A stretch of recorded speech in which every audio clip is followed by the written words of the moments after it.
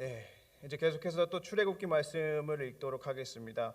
이제 지난주에는 저희가 함께 출애굽기 5장을 함께 읽으면서 드디어 이제 모세와 아론이 바로 앞에 가가지고 Let my people go. 그렇죠. 하나님께서 이렇게 말씀하시기를 내 백성을 보내라라는 것을 이제 요구한 것을 볼 수 있었습니다. 첫 대면을 봤죠, 저희가.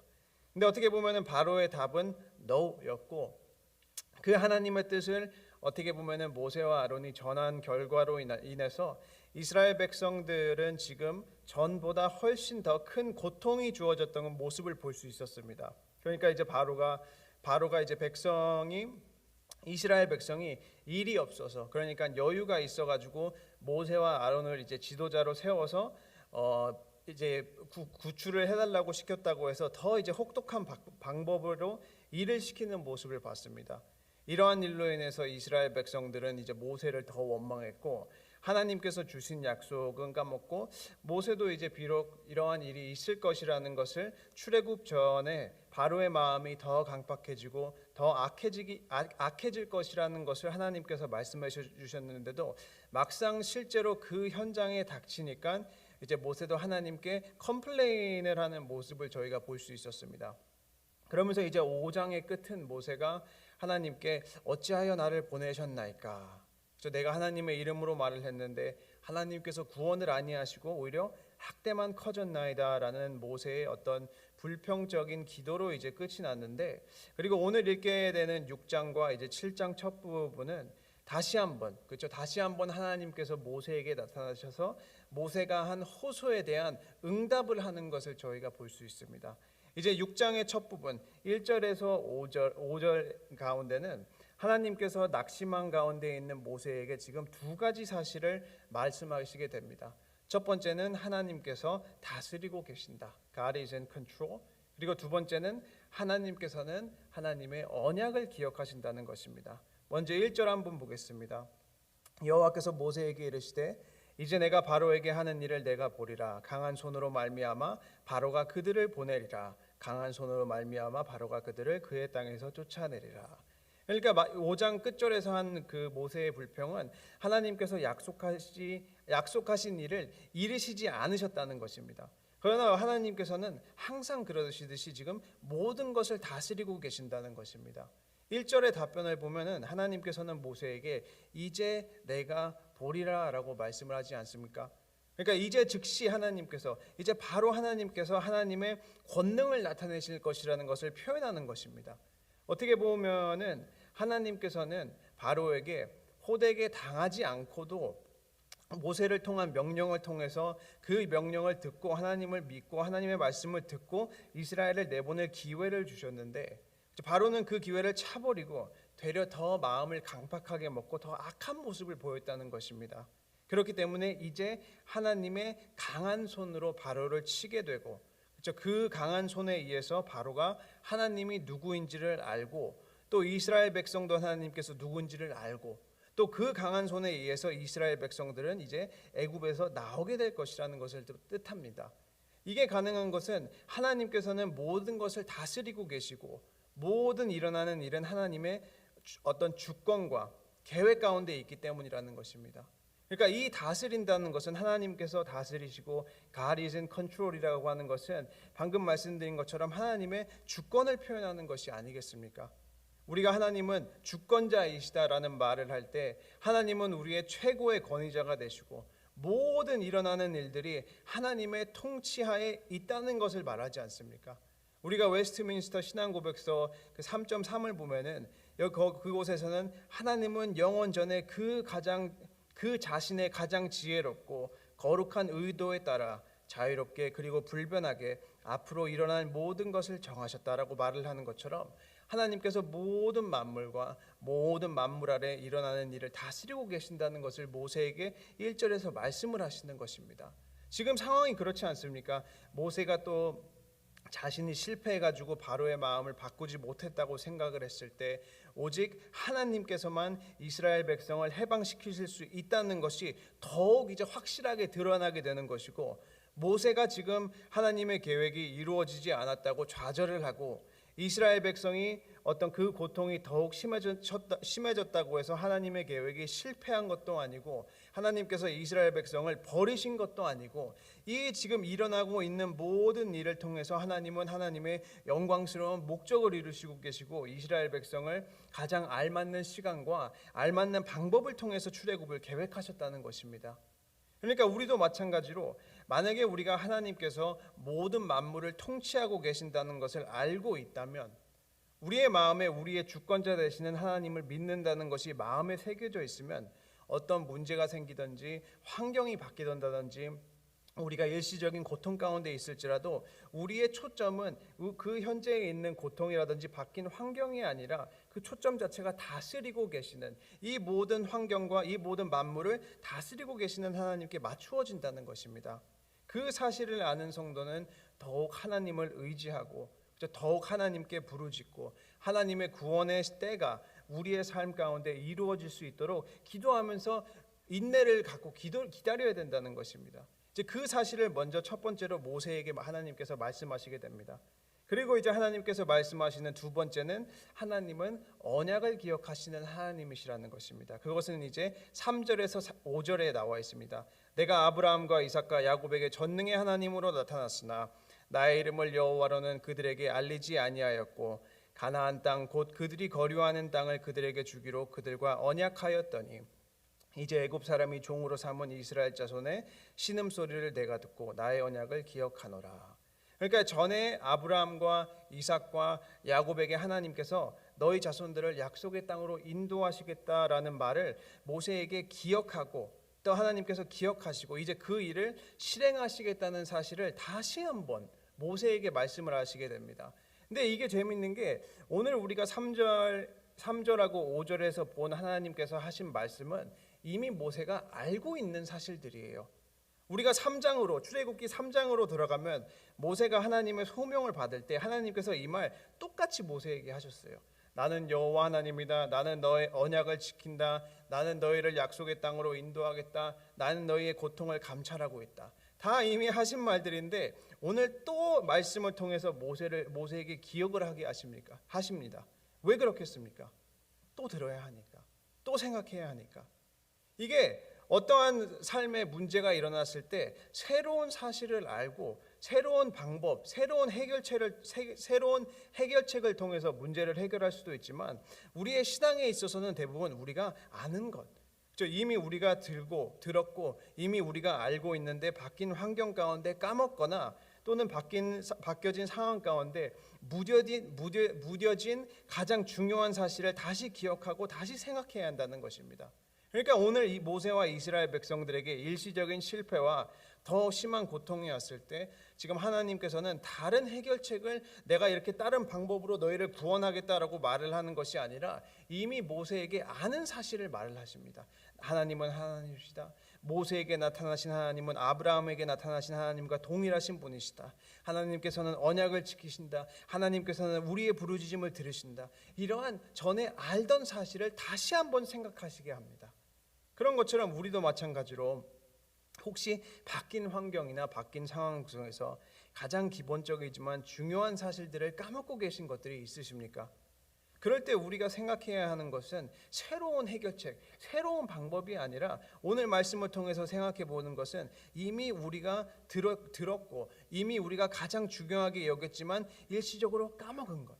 하나님은 구원의 하나님이시라는 것, 하나님은 약속을 지키시는 하나님이시라는 것, 우리가 섬기는 하나님은 이 이스라엘 백성을 출애굽으로 인도하신 분과 동일한 하나님이시라는 가장 중요한 사실들을 다시 한번 생각할 필요가 있다는 것입니다.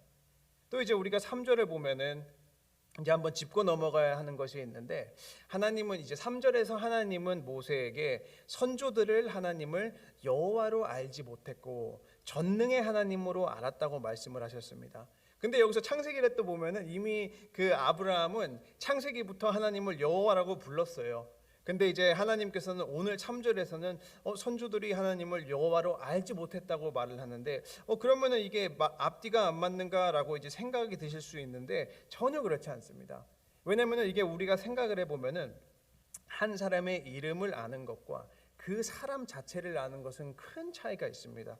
왜냐하면 쉬운 예를 들자면 저를 그냥 강다솔이라는 이름으로만 아는 것과 이 강다솔이라는 사람의 나이를 알고 성격을 알고 가족을 알고 또 뭐 학교를 알고 이러한 것을 아는 것은 확실히 다르지 않습니까? 그냥 이름을 아는 것과 그 사람에 대해서 아는 것과 지금 이게 그것과 마찬가지입니다. 하나님께서 아브라함은 여호와를 몰랐다는 것은 하나님을 모른 것이 아니라 이제 출애굽을 통해서 여호와라는 이름은 이스라엘 백성의 삶에 새로운 의미가 주어진다는 것입니다. 먼저는 하나님의 능력이 전에 비해서 더 확실하게 드러날 것이라는 것이고 또 특별히 출애굽을 통해서 이스라엘 백성들과 특별하게 형성되는 그 하나님과의 관계를 뜻하는 것이 여호와 하나님을 안다는 것으로 이제 표현이 되는 것입니다. 그렇기 때문에 이제 3절에서는 나의 이름을 여호와로는 알리지 않고라고 말씀을 하시게 된 것입니다. 이제 어쨌든 간에 다시 말씀으로 돌아와서 하나님은 모세에게 두 가지 사실, 다스리시는 하나님과 하나님의 언약을 기억하게 하고 다시 한번 고통 가운데 있는 이스라엘 백성들에게 권면의 말을 하라고 모세에게 시키십니다. 그게 이제 6절에서 8절. 그러므로 이스라엘 자손에게 말하기를 나는 여호와라. 내가 애굽 사람의 무거운 짐 밑에서 너희를 빼내며 그들의 노역에서 너희를 건지며 편팔과 여러 큰 심판들로 너희를 속량하여 너희를 내 백성으로 삼고 나는 너희의 하나님이 되리니 나는 애굽 사람의 무거운 짐 밑에서 너희를 빼는 너희 하나님 여호와인 줄 너희가 알지라. 내가 아브라함과 이삭과 야곱에게 주기로 맹세한 땅 너희를 인도하고 그 땅을 너희에게 주어 기업을 삼게 하리라. 나는 여호와라 하셨다 하라. 여기에서 이제 6절에서 8절에서 특징적으로 볼 수 있는 게 이 하나님께서 모세에게 이스라엘 백성에게 전하라고 하신 이 말씀의 영어나 또 원어를 보면은 7가지의 동사가 사용이 됩니다. 7가지의 동사가 사용이 되는데 여기에서 재밌는 게 하나님께서 다 자기 자신을 1인칭으로 표현을 하십니다. 이제 우리가 있는 한글 성경으로는 잘 표현이 안 되는데 오히려 영어를 가지고 또 원어를 가지고 이렇게 6절에서 8절까지 1인칭으로 나오는 문장들을 직역을 하면 이렇습니다. 나는 여호와다. 내가 너희를 해방시키며 내가 너희를 빼내며 내가 너희를 구원하며 내가 너희를 나의 백성으로 삼고 내가 너의 하나님이 되고 내가 너희를 인도하고 그리고 마지막으로 다시 한번 나는 여호와다. 그러니까 영어로는 I am the Lord, I will bring you, I will free you, I will redeem you, I will take you, I am the Lord. 하나님께서 말씀하시는 것은 다 내가, 하나님께서 다 자신이 하신다는 거예요. 처음부터 끝까지 하나님께서 출애굽을 계획하시고 하나님께서 주도하시고 하나님께서 이루시고 하나님께서 구원하시고 모세와 이스라엘 백성을 그 인도하시는 하나님을 믿고 따르기만 한다면 되는 것입니다. 다 하나님께서 하시는 것이니까. 어떻게 보면은 이보다 확실한 권명과 이보다 확실한 확인은 없지 않습니까? 하나님께서 다 하신다는데 그냥 따라오기만 하라는데 이 엄청난 사실을 하나님께서 모세한테 이스라엘 백성에게 전달을 하라고 하십니다. 내가 다 하겠다고. 그러면 이 하나님의 선포에 대해서 이스라엘 백성들의 반응은 어떻습니까? 그 반응이 9절에서 나옵니다. 모세와 이와 같이 이스라엘 자손에게 전하나 그들의 마음이 상함과 가혹한 노역으로 말미암아 모세의 말을 듣지 아니하였더라. 하나님의 말씀이 들리지 않았다는 거예요. 구원의 말씀이 선포되었어도 그 몸과 마음이 힘들어서 그것을 받지 못했다는 것입니다. 그러니까 당장 눈앞에 바로가 이스라엘 백성들의 목을 잡고 죽게 되었는데 여호와 하나님이 무슨 소용이냐는 태도였습니다. 어떻게 보면 이스라엘 민족은 자유와 해방이라는 것보다는 현재 있었던 고통이 해결이 되는 것을 더 원했습니다. 물론 이제 그만큼 이스라엘 민족들이 받는 고통이 심했을 수도 있습니다. 그 고통이 별것이 아니라고 말하는 것도 아닙니다. 왜냐하면 예수님께서도 이 땅에 계시면서 사역을 하실 때 우리의 영혼에 대한 구원뿐만이 아니라 육체적인 고통 가운데 있는 사람들의 문제를 해결해 주셨습니다. 그러니까 우리가 함께 목사님과 함께 누가복음에서 보는 것처럼 예수님께서 병자를 고치시고 소경을 보게 하시고 나병 들린 자를 고치시게 하시고 그렇죠. 육체적인 고통도 이렇게 해방을 시켜주시지만 본문에서 오늘 출애굽기의 본문에서 가장 중요한 것은 이 질문입니다. 하나님이 크십니까? 아니면은 이스라엘 백성이 받고 있던 고통이 더 큽니까? 이 두 가지를 생각해야 되는 것입니다. 하나님이 더 크지 않습니까? 그러니까 더 크신 하나님의 계획과 일시적이지만 곧 이 하나님께서 인도하심을 바라보는 것이 아니라 현재의 상황으로 인해서 이스라엘 백성들은 아무것도 못 본 상황이 됐다는 것입니다. 그러니까 심지어 모세도 이스라엘 백성들에게 다시 한번 권면을 했지만 듣지 않았을 때 또 다시 한번 자신의 소명을 의심하게 되는 것입니다. 그게 이제 12절, 모세가 여호와 앞에 아뢰어 이르되 이스라엘 자손도 내 말을 듣지 아니하였거든 바로가 어찌 들으리이까 나는 입이 둔한 자니이다. 어떻게 보면은 출애굽기를 여기까지 보면은 너무 처참하지 않습니까? 이스라엘 백성들은 하나님의 약속을 듣지 않고 모세도 계속 실족하고 있고 마치 진짜 하나님의 계획이 실패할 것 같기도 하고, 그러나 중요한 것은 이것조차도 이 실패할 것 같은 이 상황조차도 하나 다스리시는 하나님의 계획 안에 있었다는 것입니다. 그러면은 하나님께서는 지금 이 처참한 상황을 어떠한 방법을 통해서 바꾸십니까? 어떻게 전화위복을 시키십니까? 하나님의 해결책이 무엇이었습니까? 그것은 이제 이 출애굽기 6장을 읽다가 장면이 갑자기 싹 바뀌면서 이스라엘 민족의 족보가 나오게 됩니다. 이 족보에는 모세의 염려와 모세의 실망과 걱정에 대한 하나님의 준비하심과 하나님의 해결책이 포함되어 있습니다. 일단 이 족보가 그 6족보를 이제 6장의 전체적인 구조와 함께 이제 생각을 해보면은 갑자기 6장을 읽다가 생뚱맞게 딱 나왔다고 생각이 드실 수가 있는데, 또 이제 보시면은 우리가 이제 11절을 보면은 그 하나님께서 모세에게 너는 애굽 왕 바로에게 가라라고 하고, 그 다음에 그 중간에 이제 족보가 나오지 않습니까? 그리고 족보가 나온 뒤 또 29절을 보게 되면 여기에서 또 나오는 게 여호와께서 모세에게 이르시되 너는 애굽 왕 바로에게 가라라고 하시는 게 마치 하나님께서 11절과 29절에 두 번 모세한테 가라고 말씀하신 것처럼 보일 수 있는데, 근데 그게 아니라 한 번 말씀하신 것입니다. 이것을 지금 어떻게 이해하시면 되냐면, 만약에 우리가 드라마를 보고 있어요. 예를 들어서 TV를 보고 드라마를 보고 있는데 하나의 장면이 나와요. 하나의 이렇게 장면이 나와다가 카메라가 하나의 장면을 비치다가 일시적으로 다른 장면을 잠깐 비치고, 일시적으로 다른 장면을 비치다가 다시 원래의 장면으로 되돌아오는 것과 똑같습니다. 그러니까 예를 들어서 우리가 TV를 보는데 만약에 한쪽 장면에서는 주인공이 뭐 나쁜 사람한테 죽을 것 같은 그런 장면이 나와요. 딱 주인공이 죽을 수도 있는 일촉즉발의 상황이 만들어졌는데 갑자기 광고가 나오는 거예요. 1분 동안 광고가 나와요. 그러다가 광고가 나오고 광고가 끝나면 다시 드라마가 시작되고 똑같은 일촉즉발의 상황이 나오면서 드라마가 계속 이제 전개가 되지 않습니까? 그러니까 이 족보의 역할도 그런 것입니다. 그 위치 자체는 모세가 지금 실족하고 있는 상황이 마치 하나님의 계획이 실패할 것 같은 장면이 나오다가 일시적으로 장면이 족보로 바뀌게 되는 것입니다. 그리고 이 족보에서 중요한 사실들을 알고 다시 장면이 모세에게로 비춰지면서 이야기가 이렇게 전개가 되는 것입니다. 그러니까 여기에서 그 족보 가운데 나오는 게 중요한 게 하나님께서 모세에게 두 번 가라고 말씀하신 게 아니라 하나의 장면이 잠깐 쉬었다가 다시 이어지게 되는 것입니다. 그러면 이 족보는 무엇을 의미합니까? 왜 도대체 실족한 모세의 소명을 다시 확인시키는 과정에 족보를 넣으셨습니까? 이걸 가장 쉽게 말하면 하나님께서 이 때를 위해서 미리 아론을 예비하셨다는 것을 말하기 위해서입니다. 이 족보의 초점은 아론입니다. 왜냐하면 처음 14절에서 16절에는 루벤과 시므온과 레위가 나와요. 그렇죠. 이 족보에는 12지파가 다 안 나옵니다. 그 루벤과 시므온과 레위가 나오는데 이 세 아들은 야곱이 레아를 통해서 낳은 세 아들들입니다. 그리고 나서 그 셋 중에서도 강조가 되는 것은 레위입니다. 그게 16절. 레위의 아들들의 이름은 그들의 족보대로 이러하니 게르손과 고핫과 무라리요. 레위의 나이는 137세였으며. 그리고 먼저 레위가 나오고, 그리고 레위의 자식 중에서 누구한테 초점을 맞춥니까?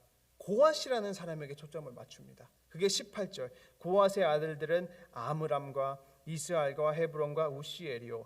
고핫의 나이는 133세였으며. 그죠? 고핫이 나오고 레위가 나오고 고핫이 나오고 그리고 고핫의 아들 중에서 또 누구한테 초점이 바뀝니까? 아므람에게 바뀝니다. 아므람은 모세와 아론의 아버지입니다. 그게 20절 아니겠습니까? 아므람은 그들의 아버지 누이 요게벳을 아내로 맞이하였고 그는 아론과 모세를 낳았으며 아므람의 나이는 137세였으며. 그렇죠? 레위가 나오고 고앗이 나오고 아므람이 나오고 그 다음에는 누구한테 맞춰집니까? 아론에게 맞춰집니다. 아론과 그리고 아론의 자식들. 그게 23절. 아론은 암미나답의 딸 나손의 누이 엘리사벨을 아내로 맞이하였고 그는 나답과 아비후와 엘르아살과 이다말을 낳았으며. 그리고 이제 25절. 아론의 아들 엘르아살은 부디엘의 딸 중에서 아내를 맞이하였고 그는 비느하스를 낳았으니 이들은 레위 사람의 조상을 따라 가족의 어른들이라.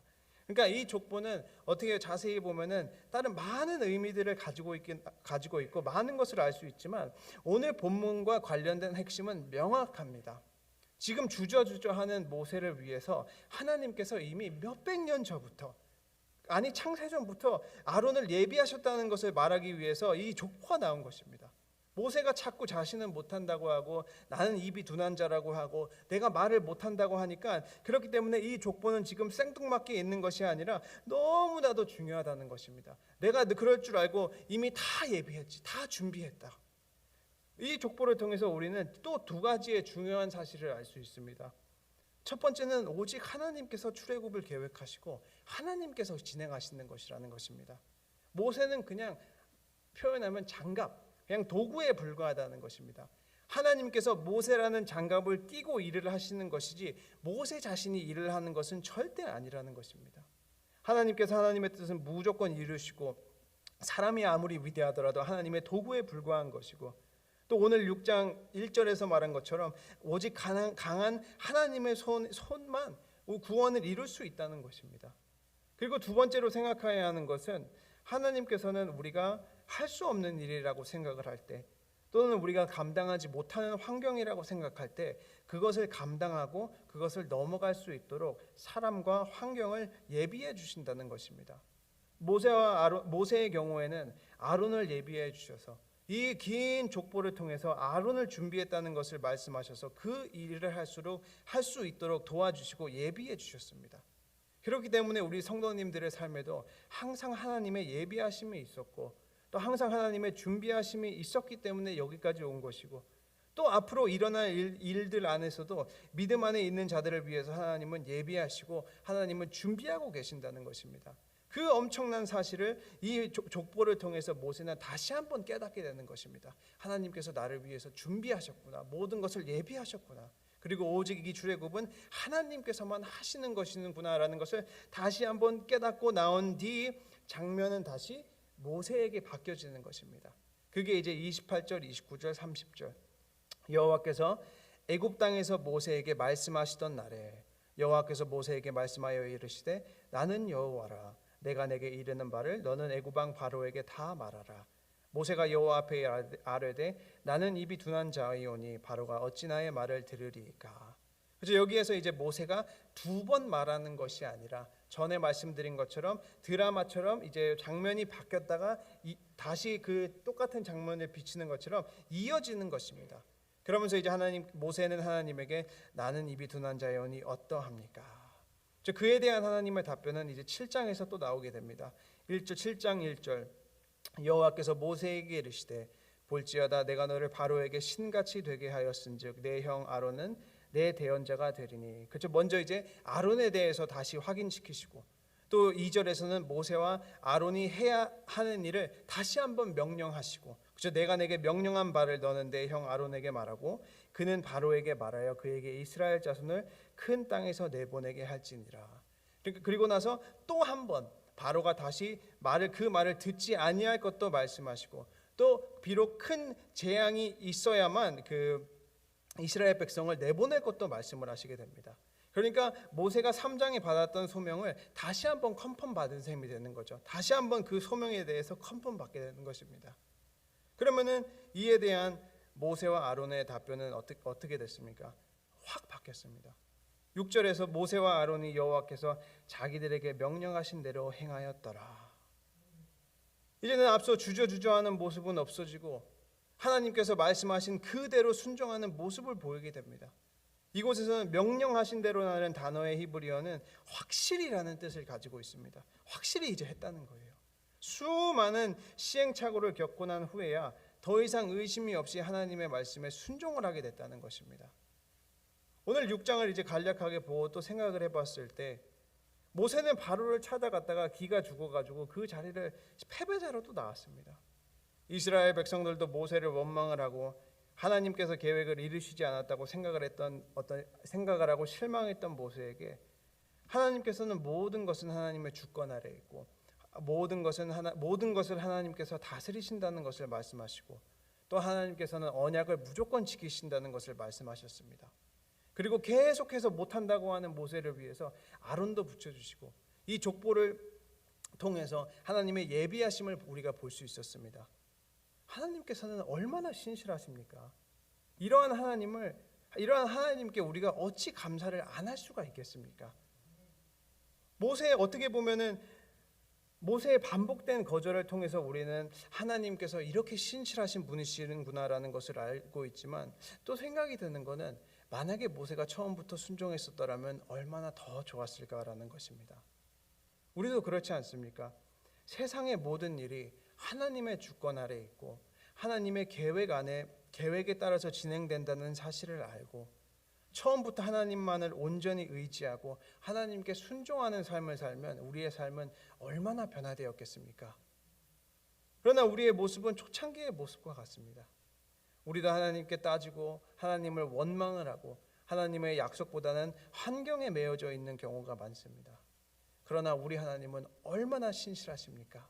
시편 86편에서 시편 기자가 주는 긍휼히 여기시며 은혜를 베푸시며 노하기를 더디하시며 인자와 진실이 풍성하신 하나님이시오니라고 고백했던 것처럼 하나님은 신실하신 하나님이십니다.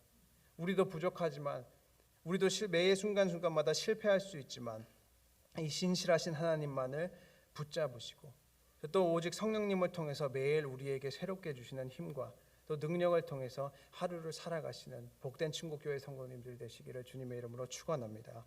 기도하겠습니다. 사랑의 하나님 감사합니다.